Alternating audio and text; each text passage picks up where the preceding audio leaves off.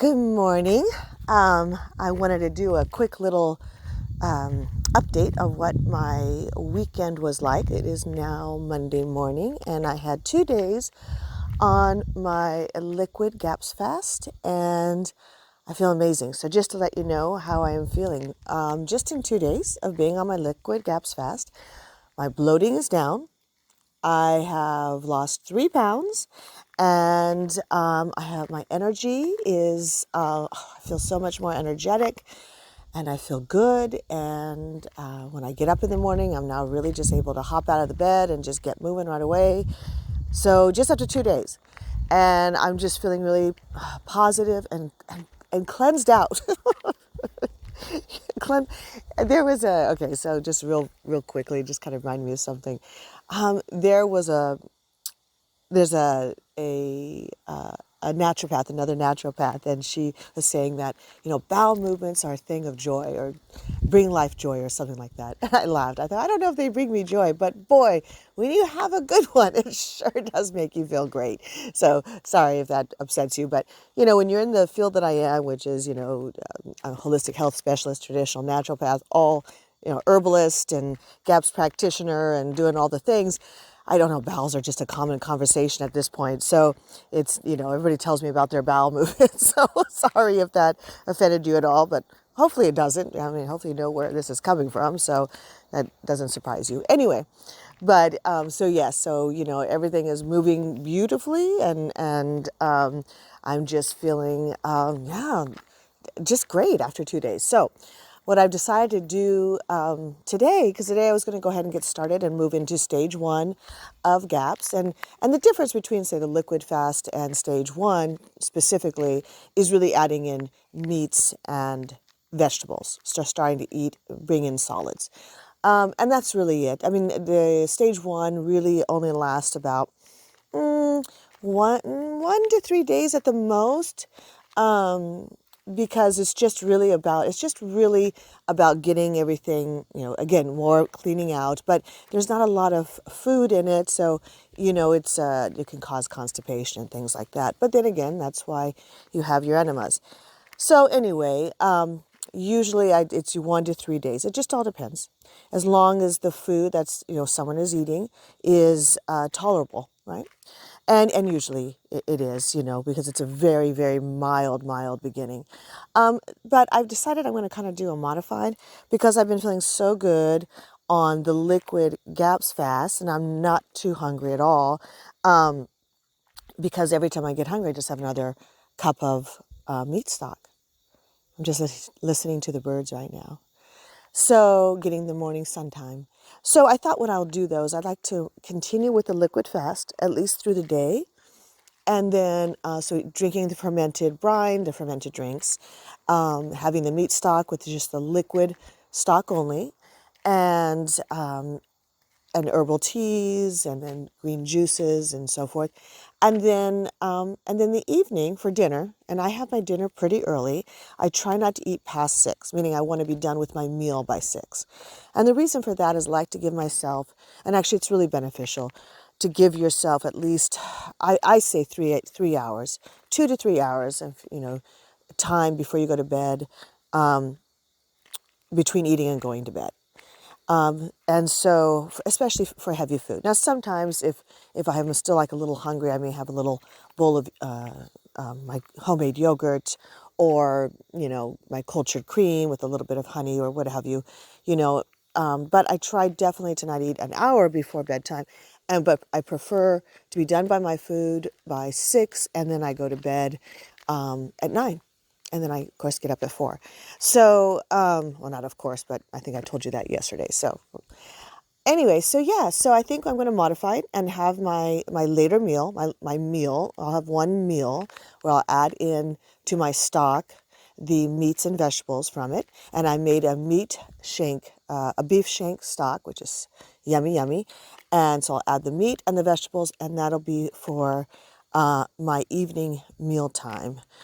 And then the rest of the day, I think I'll do liquids. And I think I'll continue that until I'm ready, till my body tells me, okay, I'm ready to eat more throughout the day. And we'll see how that goes. And I will continue to do my enema.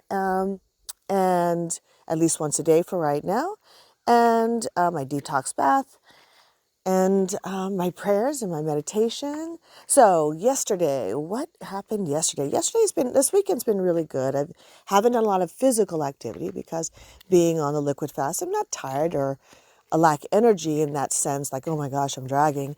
Like I said, I feel better. I feel great.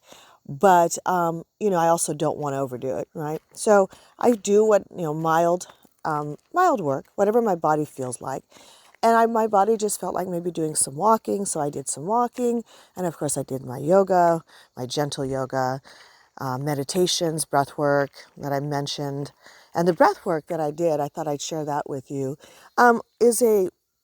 it's called circular breathing. Well, there's different types of breathing techniques that are called circular breathing. This is one type that's called circular breathing or continuous breath. And so what you do with it is it's mouth breathing. So typically you want to breathe through your nose, right? I'll talk about that another time. But you want to breathe through your nose. And so, but in this particular case, this is mouth breathing. And you're not breathing fast, through your mouth, but you're just breathing continuously. You're inhaling and exhaling without pausing in between. A lot of times, if you notice when you breathe, you may find that when you take an inhale, between your inhale and your exhale, you take a slight pause. And you may notice that you do that. So there is no pause. It's just one breath. And it's called circular breathing or continuous breathing because you're thinking about like you're breathing in this circle. And as I do this breath, I actually imagine it's like my breath going up the clock, like inhaling up the clock and then exhaling down the clock and up the clock and down the clock. And when you breathe in this way, I'm not quite sure what the reasoning is. I'd like to research this a little bit more as I delve deeper into the breathwork variations of different types of breath work and why certain breath works do certain things. But, I think a lot of it is just opening up the throat. And so what happens is that a lot of emotions and so forth come this way, right? Can come forward in breathing this way. And I think a lot of the reasons why that is that accessing more emotions or accessing, I guess, just more emotional connection it's almost the same way that singing does. One of the things, you as a singer, they say speaking is the voice of the, of the head, right? But singing is the voice of the soul. And, when you're opening your mouth and you're taking inhale and you're exhaling and you're singing a note and your throat is open and your mouth is open, it is such a vulnerable place to be, right?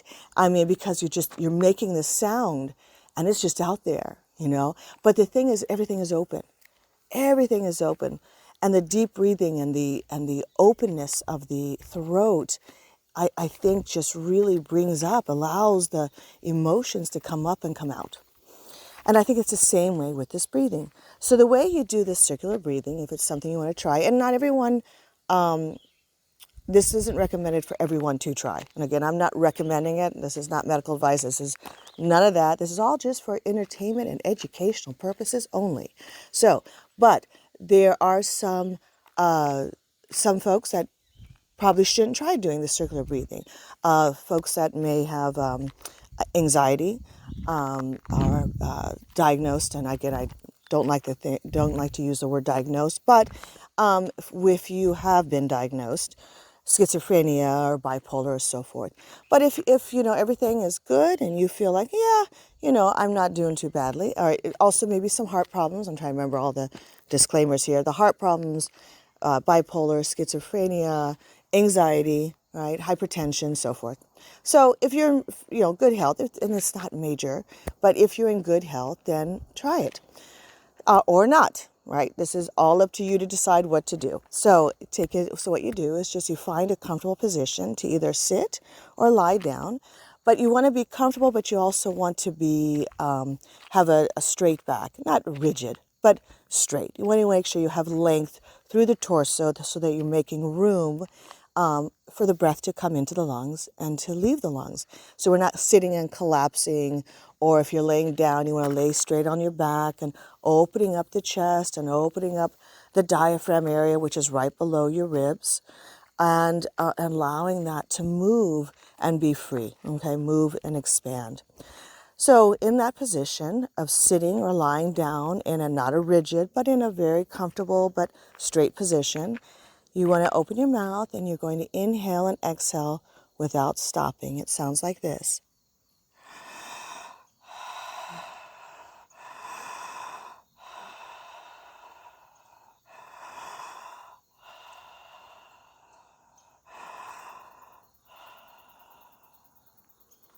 Hopefully that you heard that. And it's just, you may find a little bit that, like when I was doing it, I did it for 45 minutes, which is, if you're not used to doing any kind of breath work, don't do that. But, do it for maybe 30 seconds. Do it for a minute. Do it for however long is comfortable for you. Anytime you do any kind of breath work or meditation work or anything, really, anything new, start small. Low and slow is the game. That's what I always say. Low and slow. Go low and slow. Because you're breaking in, right? You're testing the waters, but also it's no different than going to the gym. When you go to a gym, right, you don't go to the gym and it's the first time you've been to the gym in forever, or maybe it's your first time you've ever been to the gym at all. And you're not really worked out, or you're new to it, or, So you don't go pick up the £100 dumbbells and start doing biceps. You don't do that. Maybe you do biceps with no weight at all. Maybe you do biceps with 5 pounds, right? 2 pounds, whatever it is, what's comfortable for you that you can do at that time. And then as you continue to go to the gym and you keep working out and you keep progressing through, you begin to increase your weight, right? And there's no difference. When I was a personal trainer, I would develop a plan for a client and, every 2 weeks we'd increase the weight. But we'd only increase the weight by 2.5 to 5 pounds, right? Depending on, how they were doing. But most of the time it was no more than 5 pounds. And that was every 2 weeks.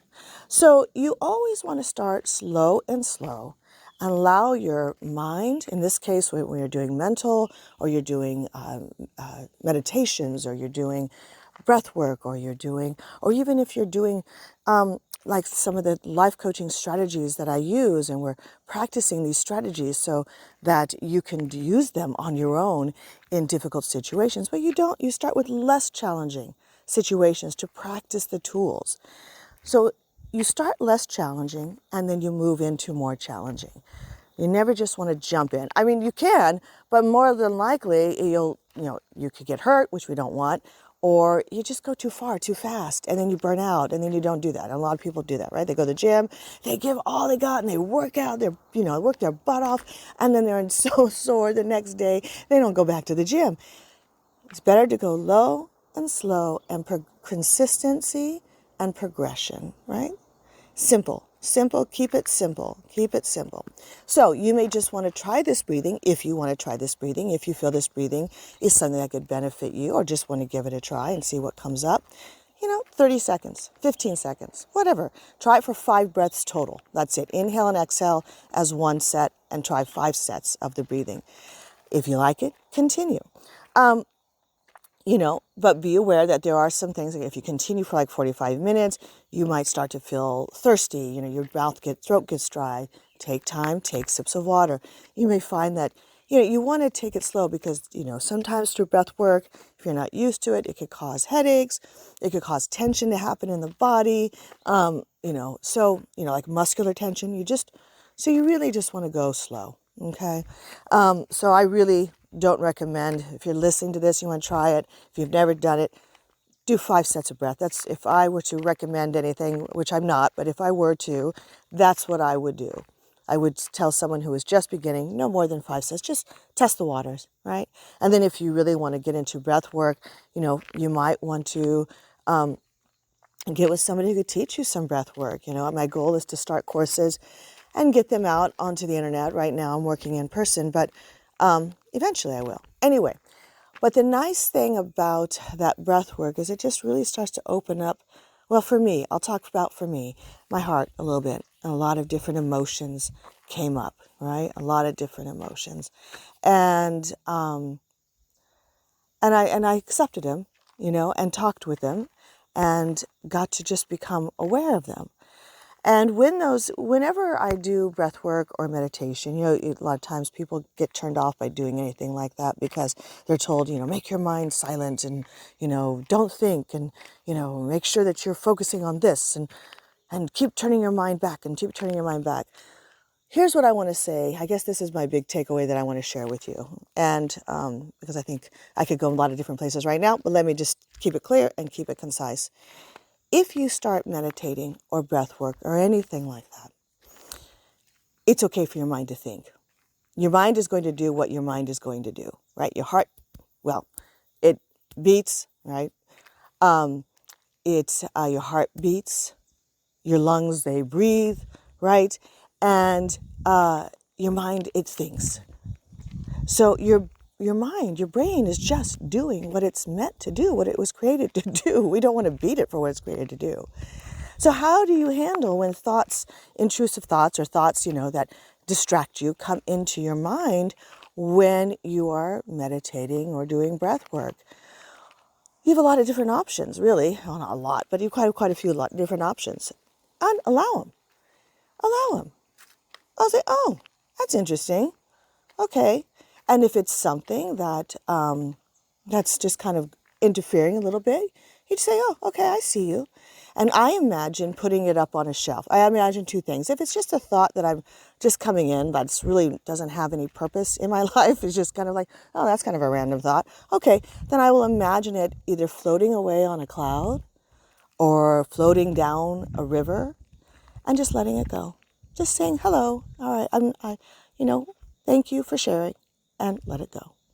If it's a thought, especially if you're doing meditation or breath work or something like that, trying to quiet the mind a little bit, and you got a super big day ahead, or you're coming off something, I do one of two things.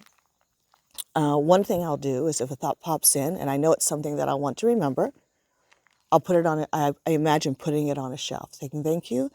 Let me deal with you after my time right now, after I meditate, or let me deal with you." After my breath work, right? And I just imagine sticking it in a shelf, or I imagine putting it in a bubble and just putting that bubble aside. So I'm saving it for later. Now, if I really know that my mind is busy, and I don't feel like I can really calm it down to just breathe and just be, I'll put some Post-it notes by my side. I love my Post-it notes, I gotta tell you. And I'll take Post-it notes and a pen. And if I'm meditating and if I'm breathing or doing something that I would like to just calm my mind down a bit more, but something keeps popping up, if it's something that's important, I'll just jot it down.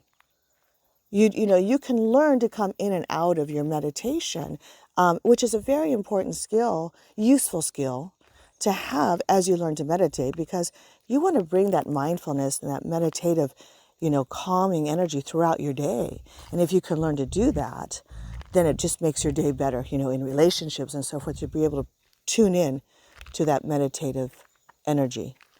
And one way to learn how to do that is when you're meditating, allowing yourself to come in and out of it. So one way is you come out, you jot it down, put it aside, and you go back into your meditation or your breath work.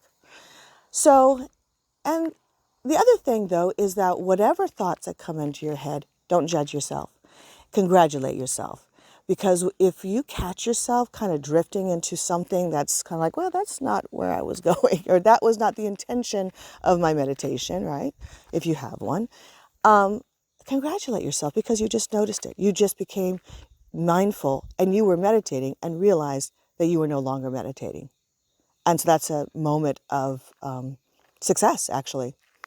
So congratulate yourself for that. Also, understand that when we go to a place of meditation, when we bring our heart rate down and we're settling down and our breath and our breathing is slowing down and our mind is opening and our heart is opening, answers could come. That's another reason why Post-it notes might be good, especially if you're praying for something or you're seeking guidance. When you seek the guidance and you ask the questions and you go into a meditation, sometimes if you go into prayer and you pray and then you sit in meditation after the prayer, that's when answers can come. And that's okay. That's wonderful. That's not just okay. But allow it. Jot it down. Jot it down. There's nothing wrong with doing that. Anyway, I guess that's all I wanted to share, is that if you started doing any kind of meditation or any kind of breath work, don't be afraid or don't feel you're failing. I think that's what it is. A lot of people, I can't meditate. You can. I think it's not that. When people make things so legalistic that you have to do it this way, that's the problem. Everybody has their own way of meditating. Everybody has their own way of being. And what works for one person doesn't work for all people. When I work with guided meditations in my group classes, I say the word imagine, because not everybody visualizes. Some people imagine through kinesthetically. They can feel it in their body, right? So if I lead someone through a guided meditation, some people are very visual and they will see my guiding, right, where I'm guiding them. But some people will feel it. Some people will hear. Some people will, or just imagine, or some people see words, right? Or so everyone has their own way of imagining. It isn't always visual. And I'm a very visual person, but not everyone is. And that's okay too. There's nothing wrong with that. You don't have to be a visual person to meditate. You can tune into your sense of, hearing, sense of feeling, right? It doesn't have to always be visual. So what I would suggest, let's get down to conclusion here because I'm kind of rambling here. Sorry about that. But what I would suggest is that if you're new and you want to embark on any kind of breath work or any kind of meditation, go low and slow. Even if you start meditating, I would say no more than 2 minutes to begin. No more than 2 minutes. Allow thoughts to come, allow thoughts to go. Welcome them in, and then set them off. Put them on a shelf. Let them flow down the river or through the clouds. Or put it down on a Post-it note and go right back in to whatever you're doing. No judgment, just awareness, just acceptance. It's all part of you. We accept who we are. We accept what we are. We accept the good. We accept the bad. When we come to a point of acceptance, then guess what? We can be free. And then all those things that we work so hard to stop and we work so hard to, restrain and put away and they're no good and all this. And you know what? Those parts of us that we would like to see evolve into a higher part of who we are, the higher self, will happen. But it will happen through saying, I see you. I acknowledge you. You're here for a reason. Let's find out why. Right? So, love yourself. Accept yourself. Be aware and allow. Allow your thoughts. Allow your mind. Allow your brain to do what it's meant to do, which is to think. It's okay. All right, I'm out of here. I'm just rambling and beating a dead horse. Anyway, have a great day. I'll let you know how, I'm not sure when I'll be posting. If I'll be posting on a daily basis or if I'll post a summary at the end of my first week. But either way, go ahead and make sure that you subscribe to my email list on my website, www.shariceparviz.com. I don't know why everybody says www, just shariceparviz.com. You already know it's www. And sign up for my newsletter. There's a lot of freebies on my website, as well as a Know Your Why, which is a wonderful exploration on why you want what you want, the real deep purpose of what will keep you driving to success towards your goal, whatever that is, finding out the real reason why you want it. Anyway, and I will post these trying to work out how to get these on Spotify, and we're figuring that out. But in the meantime, it will be on my website, and then I'll also post it on X as well. If you have any questions about what I'm saying, because I'm just, like I told you initially, I'm going off the cuff. It's just me and you chit-chatting, and I'm just sharing. I'm walking down my lane, and I'm just seeing you standing beside me, and we're just talking. Seems like I'm doing all the talking. You should talk more. But you should, because what I would love for you to do is that if I say anything and you have questions on it or curiosities about it, because I'm not going to depth like I would if I was working with clients or so forth. I'm just giving you an overview. But if you have questions, please feel free to email me, contact@shariceparviz.com, and you can do it right from my website as well. All right. Have a beautiful day, and we'll chat soon. Bye-bye. Get out in the sun.